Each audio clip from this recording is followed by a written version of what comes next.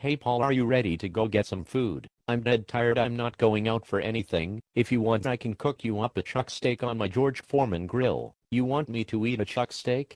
What the fuck did I ever do to you? Now this steak is really good. You must be really tired. I would rather eat my own shoe than eat a chuck steak. If I was homeless living in an alley, I still would not eat a chuck steak. What would even possess you to buy a chuck steak? If you are having financial difficulty, I can loan you some money, but please do not resort to eating a chuck steak. Well, sorry to cancel the plans on such short notice, but you would not believe what happened last night. I was fast asleep at 5 o'clock in the morning, when all of the sudden I hear somebody kicking and punching my door, so I thought maybe there was a fire or something downstairs. Well, what was it? I looked through the peephole. It was the most hideous hooker I have ever seen. She was black, about 6'5". She had at most 3 teeth, smelled like a used diaper, and was screaming about me owing her $20 for a blowjob. Well, why didn't you just pay her? Because she was not my hooker. I would never let a hooker know where I live. You should know better than that. Any time I have sex with a hooker, I have sex with her in the bushes or in an alleyway.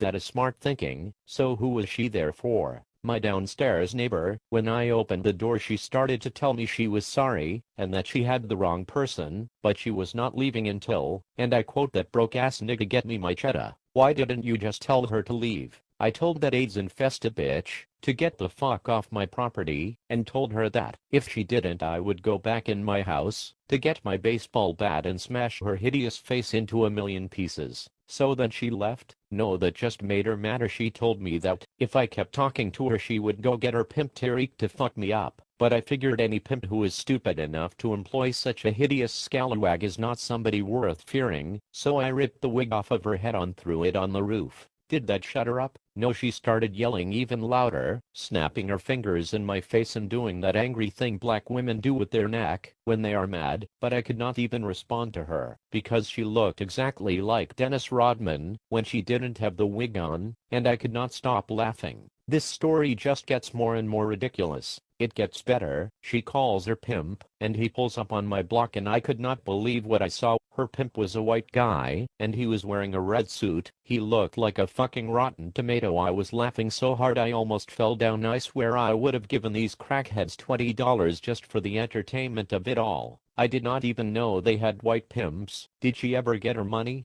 I don't think so. While they were yelling at me, somebody stole his card and he forgot about the $20. I cannot wait to tell this story to Grandma. What the fuck is wrong with you? Do you really think that your 73-year-old church-going grandmother really wants to hear that story? She thinks I'm hilarious. She probably tells all of her friends about me and how entertaining I am, but if you insist, I will not tell her that story, but cannot wait to tell it to Chameleon, though he will get a kick out of it. That hooker is probably the mother of one of that idiot's 6 children. That would not surprise me at all. I do not think that fool even knows what a condom is. I think I will give him a call. I can probably trick that retard into buying my chuck steak, but I had better act fast. He just got paid today and will be broke by this afternoon.